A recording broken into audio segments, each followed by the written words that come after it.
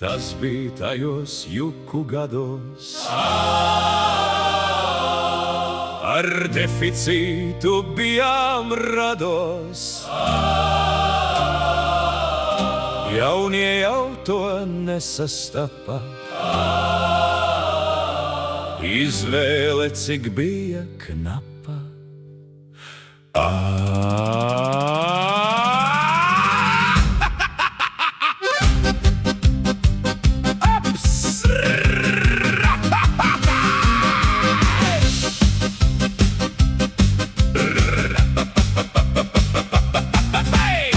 Tas bijis ir un būs, kaut kas šķir un vieno mūs.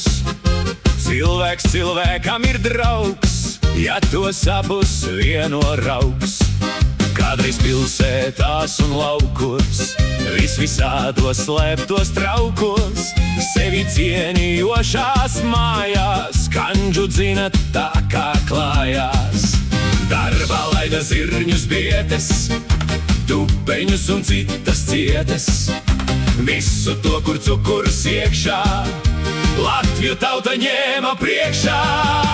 Un kad likās trubas galā, vasarā vai ziemas salā, pirmais spirta piliens rodas, tauta līksmo tūliņ dodas. Tagad viss nav tā kā senāk, jaukais piliens ciemos nenāk. Šņabis lētais nu ir modē, un to var dabūt katrā bodē. Šampanietis ir priekš dāmām, vīns priekš jaunkundzītēm rāmām, brendīs puišiem prātu jauc, ko ņeciņu vīri sauc.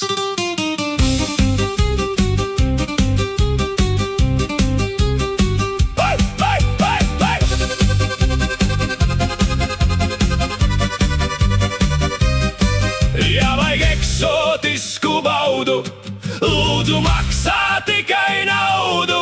Būs tev tekila un rums, viskijs kāds vai liķers glums. Ups! Arī studentam ir labi, ja tam aciņš neļauj šņabi. Var viņš trenēt lētu salus, kamēr mīzdams atdos galus.